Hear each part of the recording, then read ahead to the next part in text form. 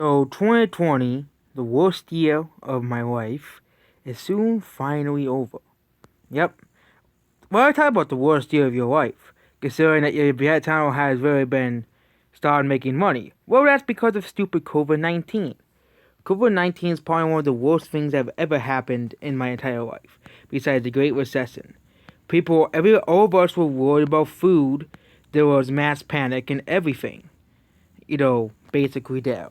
And yep, and 2020 also gave the rise to the very overrated game called Among Us. Yep, Among Us. Yep, 2020 will be defined by a virus that originated from a guy with a bat soup and some crappy game that looks like a Flash game as well. It will also be the year that reminds us that that game of the year does not matter anymore, just like the Oscars. The Last of Us Part 2 winning game of the year. And also, it was the good thing, and also 2020 was the year that Disney crashed. But that was actually a good thing, because Disney is a monopoly, and we do not like monopolies, at all. Yeah. And it was not the worst year ever in history. Of course, we all know there was a year that was far more worse. Yep, a year that was far more worse. I think it was like 512 or 562. It was like 562 or something. 562 AD. I think that's considered like the unanimously the worst year in history, in human history, of course. And of course, let's not forget the, turbo eruption that occurred, the bottleneck that left our population down to 10,000.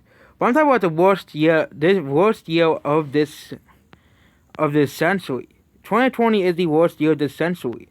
And considering that most of us who were born in 2000, 2001, will likely live most of this century, it wouldn't be surprising that 2020 is the worst year ever of this.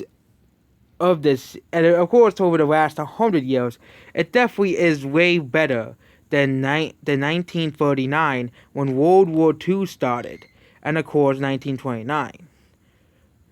But we all know the worst year of modern history would be 1949, the year when World War II started.